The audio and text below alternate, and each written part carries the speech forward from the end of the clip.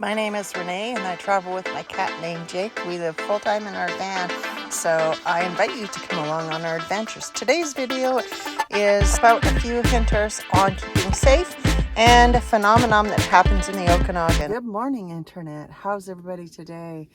I am coming to you from the, Oliver area where I'm camping now. I'm at Burnell Lake and we're just heading out to go to find another campground in the OK Falls area.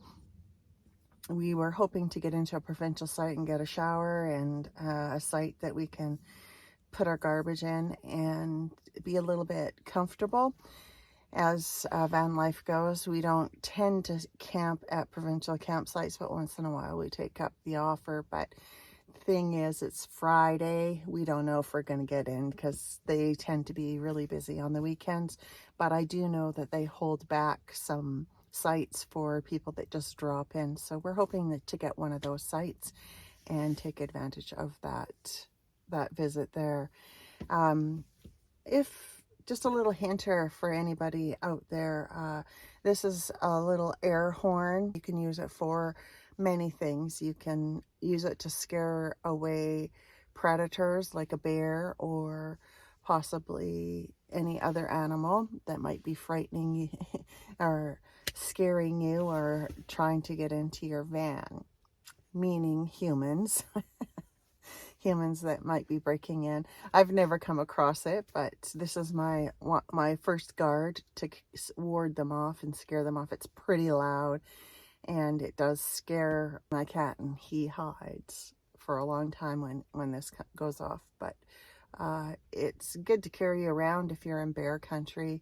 I do also have some bear spray on hand as well when I'm in high probability of bear areas. So that's my second defense. If this doesn't work or my voice doesn't work by scaring them, most of the time bears just run anyways, and they're scared of humans. You don't ever have to it's never been a problem for me yet, and I hope it never will be. Most bears that are out in the wild don't even bother with humans. They just mosey on and carry on, and a little clap of the hands can just scare them off, mostly if you're afraid, but they'll just wander by.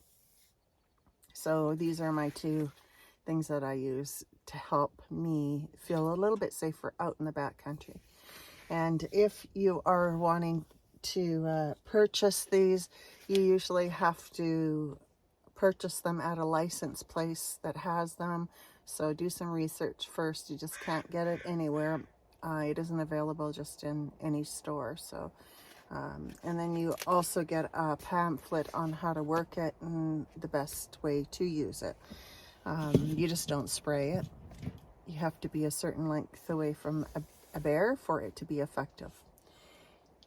So those are two of my safety things that I have. I always remember to put my keys in a certain place in my van, so they're available in case of emergency or I have to get up in the middle of the night and flee the area.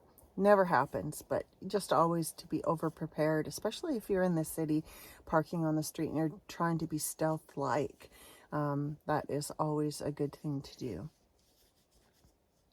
Another thing that I do for safety is I do have some dog spray that I've never had to use. Most dogs I'm not frightened of, but if I was literally being attacked by a dog, I would use it. And this, you just flip over the lever and you can get this at pretty much any store. Like Walmart carries it, I believe. That's where I got it. Never had to use it. Hope I don't ever have to use it, but this is a safety guard for me as well.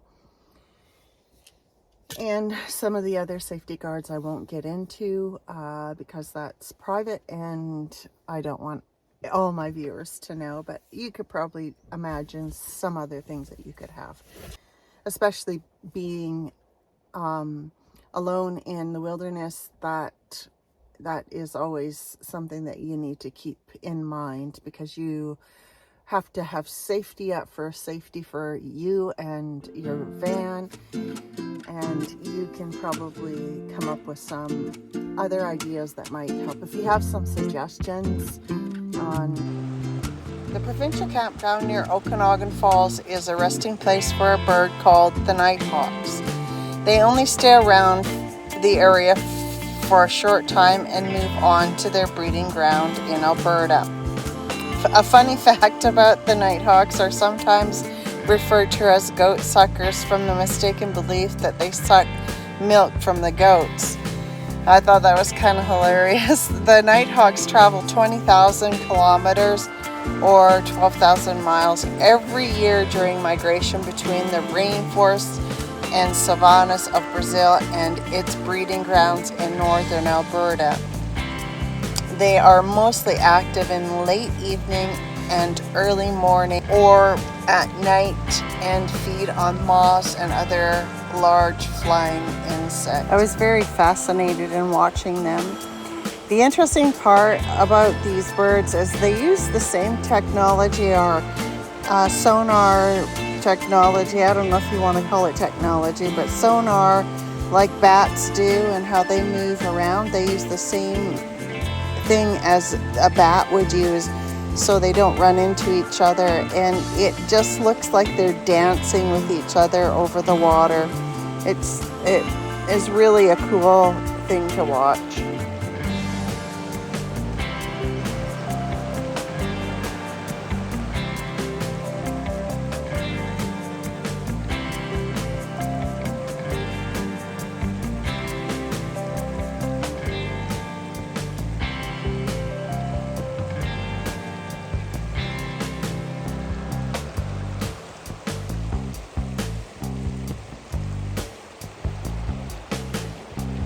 Thank you for joining me on this video.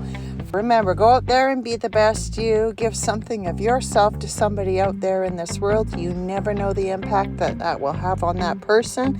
And let's hang out next time. Ciao.